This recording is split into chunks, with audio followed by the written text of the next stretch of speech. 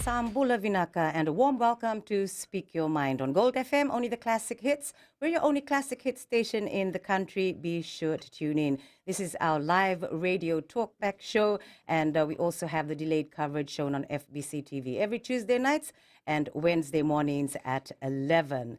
Happy International Literacy Day. Being able to read and write is a fundamental human right and the key to opening up the future. The Secretariat of the Pacific Community's Educational Quality and Assessment Program is mandated to develop quality education in the Pacific. ECAP has two teams that directly assist Pacific Island countries like Fiji with literacy efforts. These are the Curriculum and Assessment Team and the Large-Scale Assessment Team. So the large-scale assessment team lead the PILNA effort. This is a survey conducted every 3 years to find out the proficiency of students at Year 4 and Year 6 in literacy and numeracy. Two members of the large-scale assessment team join us today to talk about the importance of literacy and what the last research, PILNA 2018, tells us about literacy learning in the Pacific. Oh, it's a long introduction, but since it's International Literacy Day today, it's only fitting that I have guests from SPC's Education Division, ECAP, and this is Seru Ramakita. He's the numeracy lead of ECAP's large-scale assessment team, and we also have Racheli Kadilala, who is the literacy lead of ECAP's large-scale assessment team. Now, before we begin, please tell us a little bit about yourself and your work in education. I understand you were both teachers before you joined ECAP. Thank you, Louise. Thank you for having us today. I am, as you've mentioned, Racheli Kadilala, and I've been with ECAP, Education Quality and Assessment Program, for a little over 6 years, particularly looking after the literacy aspect of PILNA.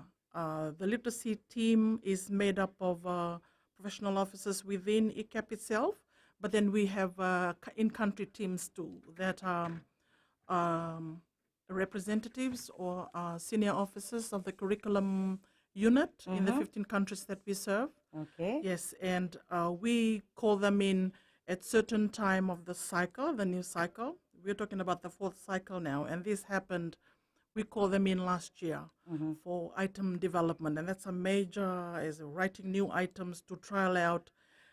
Today, I believe PNG starts the trial for the trial of new items for the 4th cycle. Oh, okay. So that's me for now. Oh, well, thank you. Thank you, Racheli. So we'll hear from Seru now. Thank you, Luis. I'm Seru. Was a teacher for close to 20 years.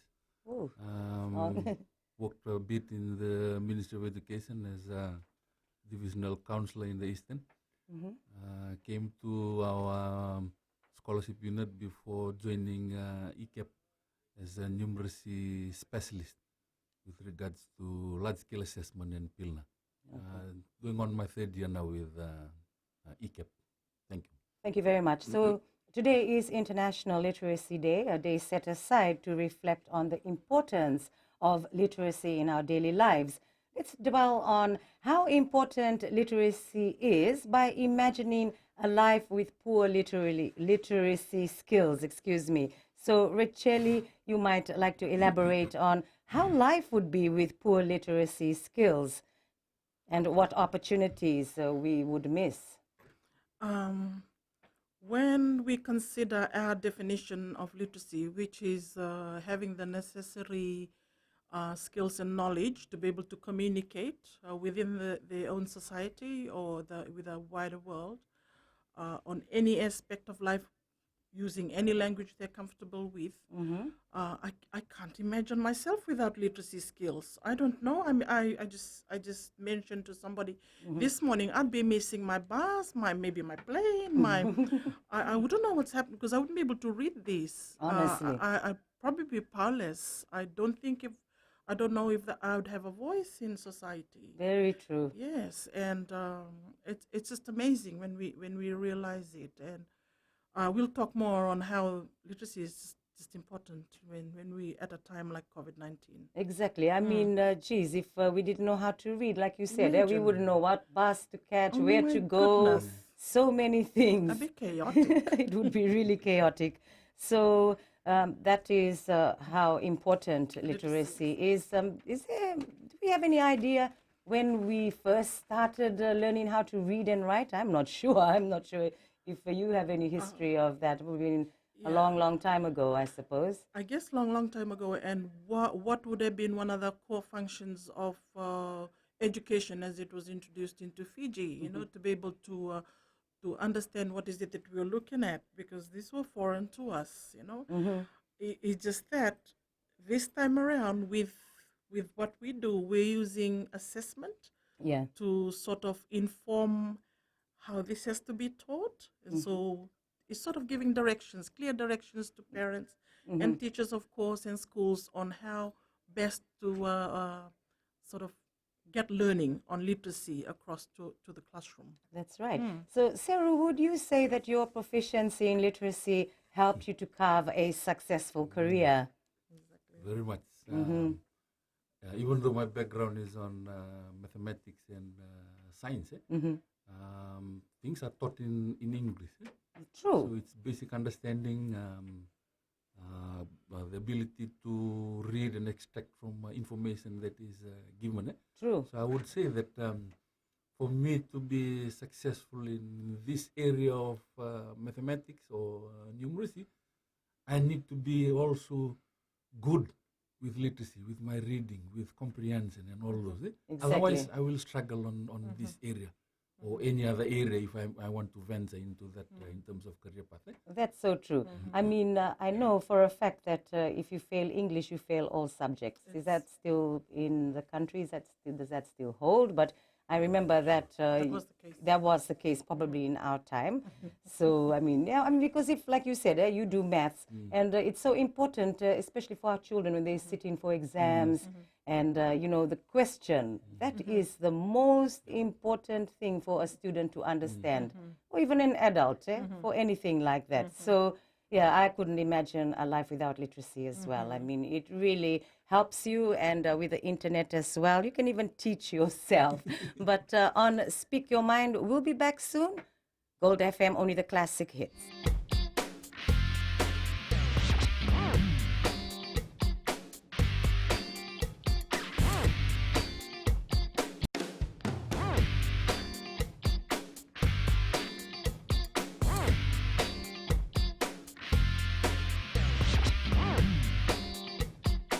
We're back on Speak Your Mind. Gold FM, only the classic hits. Happy International Literacy Day. And our guest from ECAP, we have the numeracy lead of ECAP's large-scale assessment team, Seru Ramakita, and also the literacy lead of ECAP's large-scale assessment team, Racheli Kadilala. Well, let's just move on with the question that I didn't get to ask you earlier. Many misunderstand what literacy is. Can you help them define this? Yeah, I had mentioned this a little earlier, Louis, but literacy is not limited to English in our work. Okay. Yes, literacy is really the language of instructions, the language of teaching that children are exposed to in these 15 countries or 14 countries. Okay. And so we write out the questions in English and they're translated. In the 2018 cycle, we translated this into 9 target language.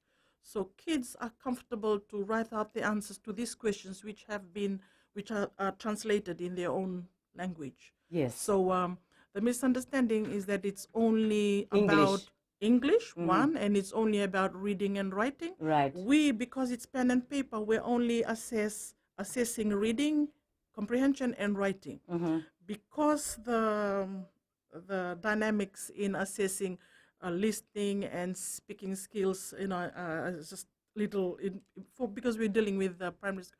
We're yet to get to that, but it'll be good to know that when talking about literacy, we're talking about these 4 codes: able to speak, write, listen, and say. Right. Communicate. In whatever language. Communicate. Right. Yeah. Okay. That's good. Thank you.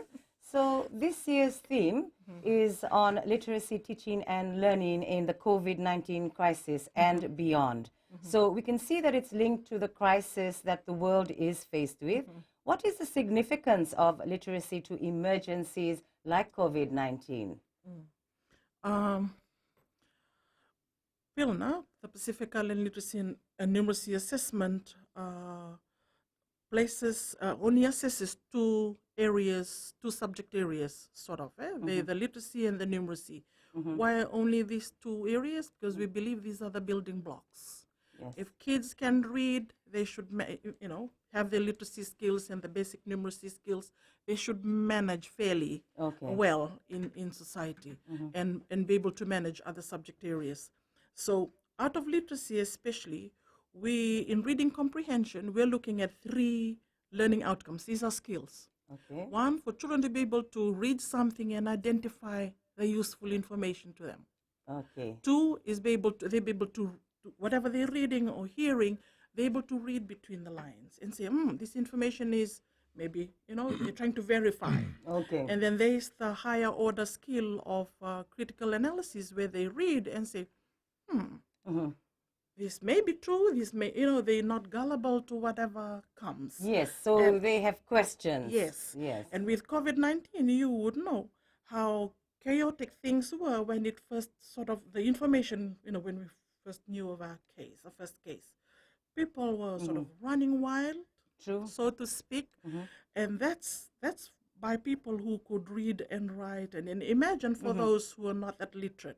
Honestly. So COVID-19 is, for us, we believe that it's just a jolt to just to remind us of what's already happening. Literacy issues have been around for a while. This COVID-19 is sort of just a reminder, eye-opener, to tell us literacy needs to be part of, because government is already doing something about it. What are the societies doing about it? What are the families doing about it? What are individuals doing about it to help get children to read and write and be ready for this?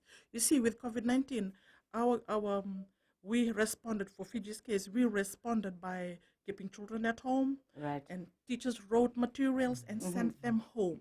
Question is, are the people at home equipped with enough literacy skills to help their children? Yeah. Second question is, there were a lot of things written about COVID-19, life-saving information. Are we all able to access that, understand what we are reading, writing, and listening to? Or are we just going, okay, somebody has died of this and that and that and that, to that serious kind of talk. And this literacy is really needed now and beyond, just so that our children are better equipped come what may, whether it be a pandemic or anything else, disaster of whatever a magnitude. We are ready to decide to identify this information that's useful, interpret it, and use it, and be critical about the information that we got. Thank you, Yes. Racheli. I mean, it was a shock. I mean, I even know. right across the world, not only in Fiji. I mean, what about teachers? How they would have felt, because, they were doing different things, on TV, online. So, Seru, may we hear your take on the same question? Thank you, Luis. I think with this COVID-19 pandemic, there's a big opportunity. There was a big opportunity there. One is for parents to now come to understand the amount of work that are being done by teachers in terms of teaching literacy. Yeah. And also, they also come to realize that they can share also in the role of teaching of literacy, because it's just basic reading, basic listening. It's all basic of probably English. Yeah. So there's a shift there with this COVID, and now parents are coming to realize that they have a part to play here. Yeah. Because most of the time it's all shifted to the teachers to be handling all this. That's true. But Teachers this is an always opportunity take for them to also take part in it. Yes. Thank you. That is so true. So, it's not only about teachers. I mean, with the parents, we work together, then the child will excel. But we'll be back shortly on Speak Your Mind, Gold FM, only the classic hits. We're your only classic hit radio station in the country. Be sure to listen in.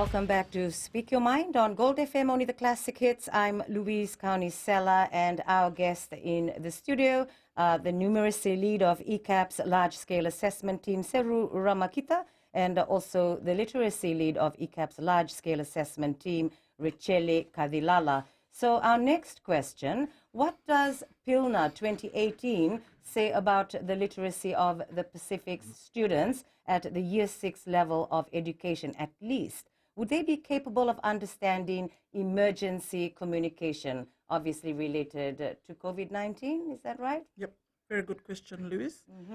Maybe at this point, I'd like to, on behalf of Dr. Michelle Belay, Director of ECAP, to acknowledge the assistance by the Australian government and New Zealand government in funding initiatives and projects like PILNA to bring about improvement in learning and lifelong learning in the region.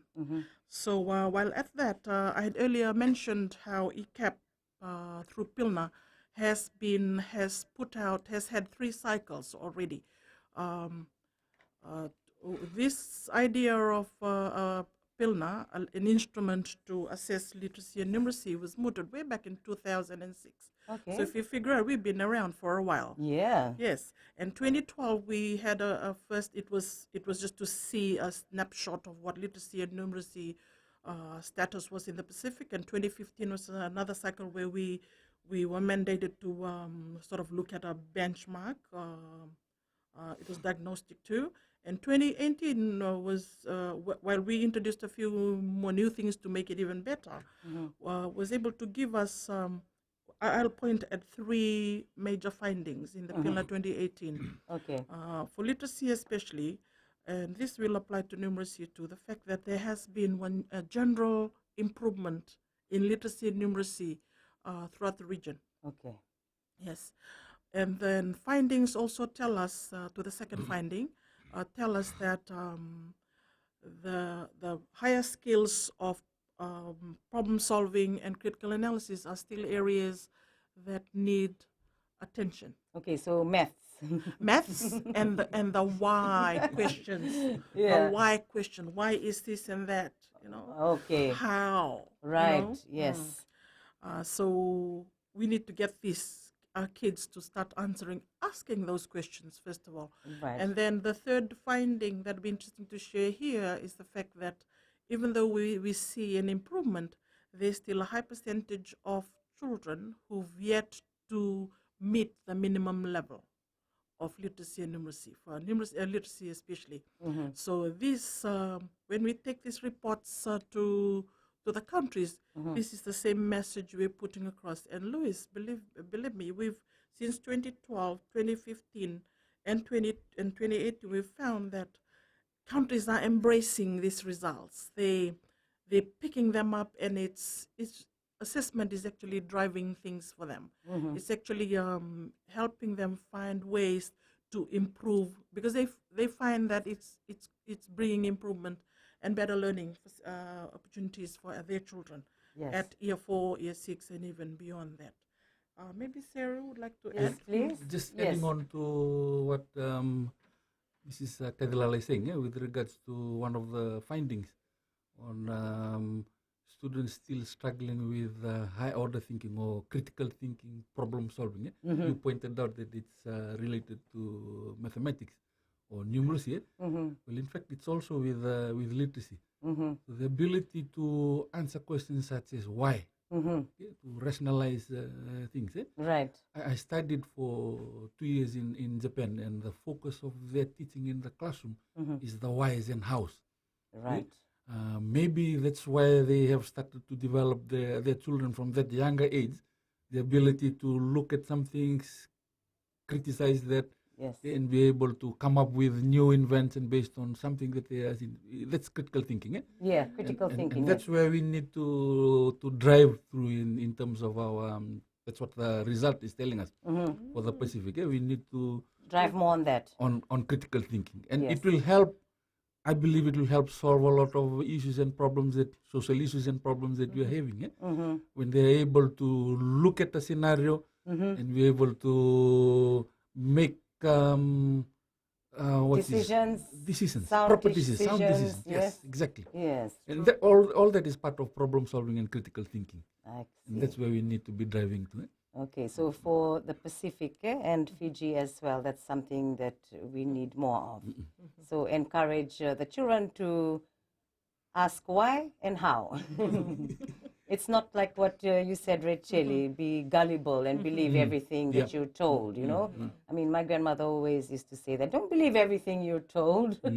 Have a mind of your own to analyze, like you say, critical thinking. That's true. Okay, that's good. true. So in this age of modern technology, there is information at the click of a mouse. Is literacy still important? Yes, I believe it's still important. Even with the click of a mouse, there are instructions that are written Exactly, in English yes. that you need to follow. Yes. So if you don't really know how to read, then you'll be struggling with those instructions. So True. even with technology, literacy is still important, more important. Yeah. And children, they still need to know how to read and write. So it's a basic reading and writing. Yeah, it's interesting that you say, you know, the basics in everything, I suppose, in every aspect of your life is really important. Once you have the basics, I think, you know, then you can add on from there. But the basics is like the foundation, I reckon. It is. It Yes. is, Yes. yeah. On Speak Your Mind, I hope you're enjoying the program. We'll be back shortly.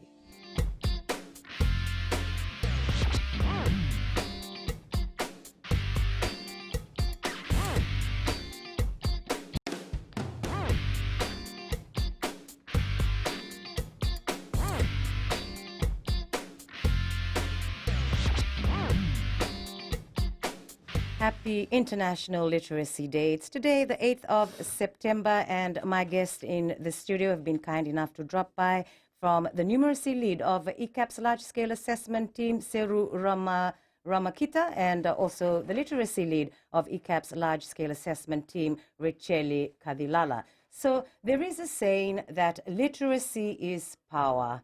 Well, obviously, you will agree. Yes? So maybe you two can say something about that. Literacy is power. Okay. When someone is literate, I had mentioned earlier on, you have a voice in society. You compare that to someone who's not who's less fortunate, who hasn't had an exposure to formal education, classroom learning, or print. Literacy gives us that confidence. Yes. Yes, and we left in a situation our own, we are able to deduce what is good for us, and that's, you know, instead of you go somewhere else where there's foreign language used, you're not looking around to, you know, wonder if there's another Fijian around to help you, you know. You know that you need to look at symbols, you ask around, you have that confidence to ask, to know your whereabouts, to know what is good for you. I feel that there's a lot in literacy than, you know, what meets the eye. It's the very reason why we need to be getting parents, maybe getting children to read and learn, or learn to read, Yeah. to learn more. And I like it how you said it gives you the confidence. Yes, Yeah. exactly. To face so wherever place that you go, what you want to find out. Yes. I mean, you have to have confidence to be able to, you know, get somewhere. Yes. I mean, like for me, it's easy. The fast way, ask somebody. Yes. Okay, where's this? Where's that? You know, you go get there faster. So, Seru, your take on how Yeah, literacy is power? It is power. It's just like switching on and off PowerPoint. So if you want something to on, you'll switch it on. Or if you want the light to come, you switch it on and then the light will come. It's the same with literacy. If someone is having difficulty reading, you'll be seeing that person there kind of pulling back or shy. Yeah? True. But if that person there is good in reading, is able to speak, or read something and comprehend well, he'll be able to articulate things well. He'll be able to speak his or her mind also. So it's powerful, eh? Yeah. It's when I say power, I'm just looking at it as if there's a light there. So True. when there's a light, there's literacy there. I mean, because literacy gives you knowledge. Knowledge. Yeah, and knowledge gives you power, I suppose. Yes. So, an essential component of a quality education system is the teachers. What does the Pilner research tell us about our teachers? One thing that we know we're involving our teachers in is item development. That is how they can come up with questions that target skills in numeracy and literacy. Okay. And what we know as from people who've worked in the classrooms here in Fiji, anyone can get up and go do the papers, and maybe overnight, and the paper is ready. What we learned now that we are here at ECAP is that it's taken us a good 6 months, 6 months to, from the beginning, coming up with the initial thought of an item or question, to now refining it, to finalizing it.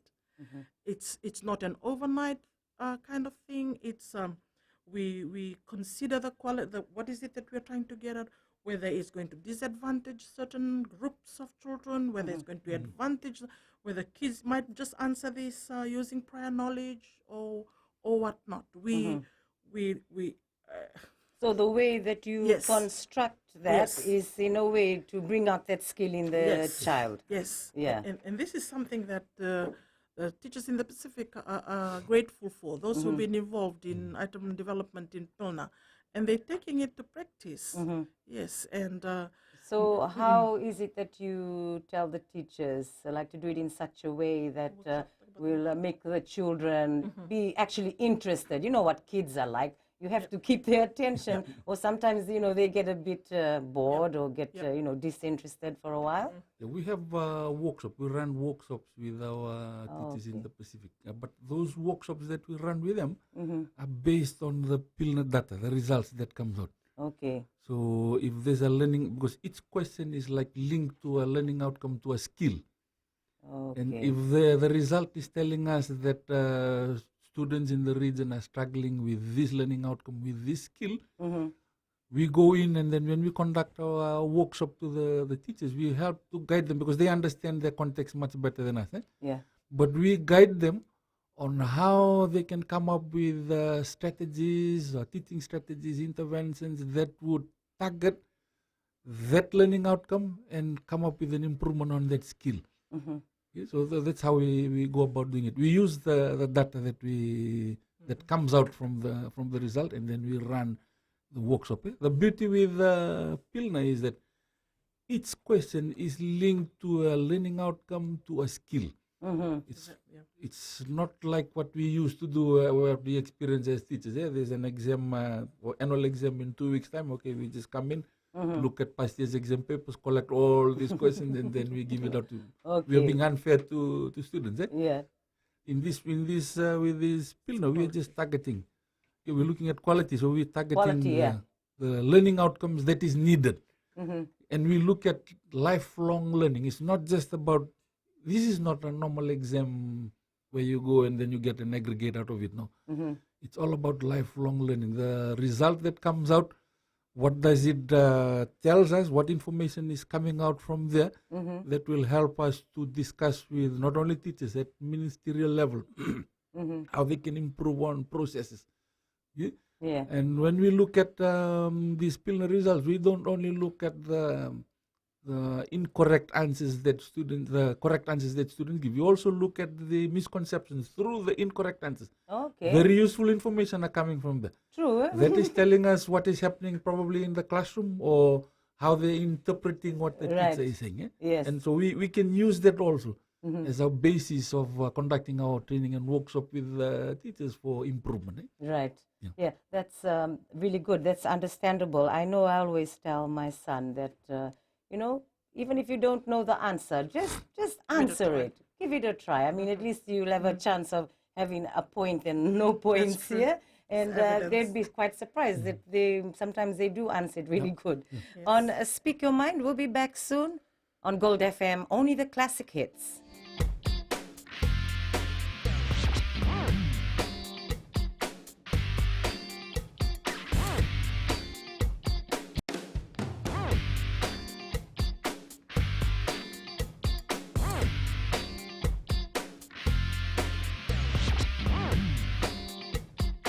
We're back on Speak Your Mind, Gold FM, only the classic hits. We're your only classic hit station in the country. I'm Louise Kaunisela, and our guest from the numeracy lead of ECAP's large-scale assessment team, Seru Ramakita, and also the literacy lead of ECAP's large-scale assessment team, Racheli Kadilala. So my question now is, do the region's teachers have the support they need to do their work, which includes teaching foundational literacy skills?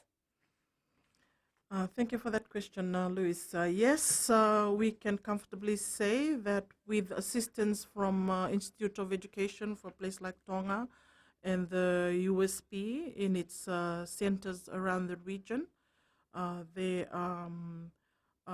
ministries of education in these countries are working closely with these agencies to provide or to facilitate staff development, professional development in literacy. But when we go out to disseminate this information to them, their results, we go out for a good 3 days to 4 days, some of us a week, and that's when we present the report as it is to the three groups. One to the senior officers of the ministry, and then the other two sets, the other two groups would include curriculum officers, the literacy and the numeracy officers. And then on the third day, we hold training with teachers where we're telling them, this is your result. This is what your kids can for individual item, individual learning outcome, and we're telling them 50% of your of the children in this particular country got this right. Okay. Yeah, only more than 50% got it wrong, and they'd be asking. We'll be floating questions as, why do you think this is the case? So that's that support we provide. Right. So and then out of these workshops, then they come up with, like Sarah had mentioned, come up with classroom assessment strategies, teaching strategies to further improve. But like I had mentioned earlier on, there's been a paradigm shift. From 2012, the results were in 2015, they were sort of looking, sitting at the back, and just the results weren't received as, as widely as we did the 2018. When the 2018 results, they embraced it because they knew it was helping them improve in their teaching and learning. Good. And just to reiterate some other a little point that that was part of the answer to the earlier question, that is the fact that it's an essential component to quality education. We're looking for evidence in students' learning. Interesting how you shared that bit about your child, and which is what the one very important message we are telling people, not to shy away from assessment, from PILNA. Write something, because we also, while we keep percentages of those who are leaving answers blank, there's a special code for it. We want to see the quality of answer you have. It will help us get teachers to identify where are the kids at in terms of this question. They are this far, they're not quite that far. Oh, yeah. Interesting, but Yeah. the evidence has to be there, and that's maybe a message to put across to parents. A PILNA test, LANA for Fiji, and the ones in the country are not to be, don't shy away. Get your children to go and write their answers and responses to this, because it's information, it's something that they call in education assessment for learning. Right. Not so much learning of the children, but learning of the teacher. True. To know what is best, how best to teach the children in order to improve. Yeah, Yes. to bring out the best in the Yes, child. yes. Yeah. I mean, because I'm sure they all have potential in their own ways. I yes. mean, everyone is gifted, Yes. and the teacher plays a very important role, I must say, as well as the parents, Yes, of course. I mean, you can't do it all alone. Yes, but we'll move on to how can we encourage children to take more interest in reading. I mean, I'm sure right from the beginning, like when they are toddlers, you should be reading them maybe night stories to sleep. Yes. I remember that used to happen in the old days. Not holding on to the phone. You said it. I don't want to say it. Yeah. It came from you. That's what I always say to my son. I hope you're looking up Yes. your maths and your English on YouTube. You know, She'll look at talk about interesting the things. what's this, the initiative, but I just want to say something on the findings that came from Pilna. Okay. One of our findings is that students who struggle in reading and comprehension also struggle with worded problems in numeracy. Oh, So- it's related. So very Closely much related. Because problem solving is maths. I'm hopeless at maths. So that's why all these reading initiatives like Yes. what Rachel has there. Okay. Yeah. Okay. Luis, maybe to share at this point that other than the questions on numeracy and literacy, we also have a set of questionnaires. And we're interested to know what other factors are there that might have some certain association, that might have some impact on how well they do in literacy and numeracy. So we put out questions. There was a set of questions for head teachers and principal, set of questions for teachers and for pupils. We were asking them questions on their home environment, their school environment, and the instructional, what language do they use, or what are they used to, are they taught in. Right. So we two particular findings I'd like to raise. That is, when we found out, we wanted to know how many books do they have in their homes. Okay, that's a good one. Yes. So what we found is children who have come from homes with loads of books, and those who've come from homes without any book do not differ in performance. The performance is the same. Okay, that's So, interesting. yes, I'm going to go on to the catalyst that we're referring to, which is reading. The Okay. difference then would be those who have books, or those who might not have books but have some kind of exposure to some print, who are helping their children read.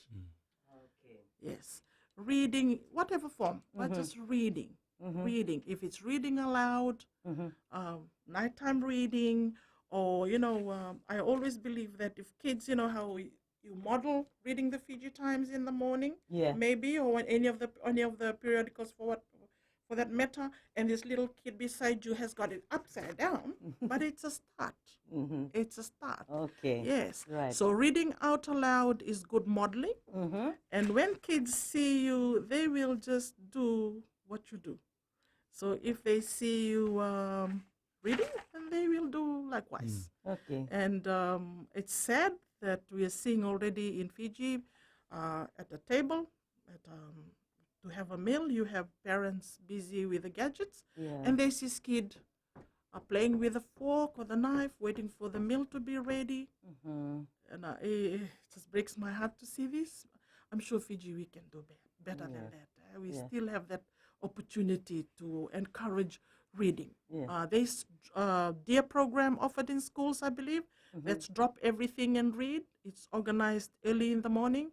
That's just to get people to read. Yeah. I think it needs to be emphasized that if the Australian government and the New Zealand government are, injecting, this, a lot of funding for literacy in the Pacific, then they're telling us that literacy is very important. There has to be library books. There has to be a library in schools or in the community Yes. that our adult learners can have access to, and children. Both. Yeah. Yes. I mean, Yes. schools, they have libraries. Yes. So, children need to be going to the library and also making sure that they read their books. Yes. I think discipline too comes into it. I mean, Yes. sometimes the children just don't take any notice of their parents. And if you're just going to leave it, they just won't bother. Yes. That's You true. have to, That be is true. strict. Yeah? That is true. Yeah. So maybe we go over how literacy is linked to proficiency in numeracy, Sarah. Nice. Yeah, I have already mentioned that. Okay. With regards to that relationship, those who are struggling with reading and comprehension, they also struggle with word problems, and also that component on critical thinking. Okay. It comes back to the basics of reading, and because one thing is for word problems, some very basic word problems, where you are just requiring a student to count. It's just because the students are having difficulty trying to understand that sentence that is talking about counting. They struggle with it. Yeah. But if you put away that sentence and then you come up with a mechanical problem that is similar to that, which is all about counting, they can easily just go through that. Yes. So it's the importance of reading again, in terms of literacy. Basic. I'm just going after basic. Yes, basic. Yes. I mean, if you know your basics in mathematics, even it will help you with your reading and understanding whatever is written. Okay, we're about to finish off now, so I need to just find out about ECAP's hosting literacy awareness at the Suva City Carnegie Library. That's going to be on this Saturday, right? This Saturday. Okay, so can you tell us briefly Yes. about this? We have a 2-hour program starting at 10, and we're encouraging primary school kids, secondary school kids, and their parents. If they're Okay. interested, come around. There'll be Right. lots of fun games and giveaways. Oh, A lot nice. of literacy games. Oh, We'll have a okay. good tour of the library, get to find books, part of the games. Yeah. The large-scale assessment of ECAP is facilitating that, and we're looking forward to a good day out. Oh, that's lovely. So this Saturday again, This and Saturday. you just turn up. Turn up. Yeah, parents and their children. Yes. Thank you so much. So just very, very quickly, let's go over the key takeaway messages for our families today about literacy before we finish. Literacy is power. Literacy is a tool for lifelong learning. We can't really blame our parents, and what is it that we don't want to play the blame games. But what is it that we can do from now on to get our kids and our families be more ready for COVID-19 and beyond? Thank you, Racheli. And Seru? Yeah, as I've already said, with this COVID-19 pandemic, there should be a lot of time together now with that curfew at 11 o'clock. So parents Yeah. are with their children at home most of the time now. Yes. It's a good time to engage them in reading. You don't need a teacher there to come and assist you with helping your children on how to read. Just present. Spend time there with your children and guide them on reading. Because it is a need. I can say it is a need. If they want to be good in mathematics or numeracy or science, then they need to be also good with English. Yes. On the other side, also with my teacher colleagues, we cannot teach English in isolation from the subject. Okay. While teaching the subject that you're teaching, make sure that they also it's in line with basic literacy and in English. Yeah. Not to be in isolation. So, Vinaka Vakalevu, thank you again for appearing on Speak Your Mind today, and that, of course, the numeracy lead of ECAP's large-scale assessment team, Seru Ramakita, and literacy lead of ECAP's large-scale assessment team as well, Racheli Kadilala, Vinaka Vakalevu. Naka Luis. And a happy International Literacy Day again to you. Remember, keep reading and seek knowledge from the cradle to the grave. Until next week, Nisamo Demanda.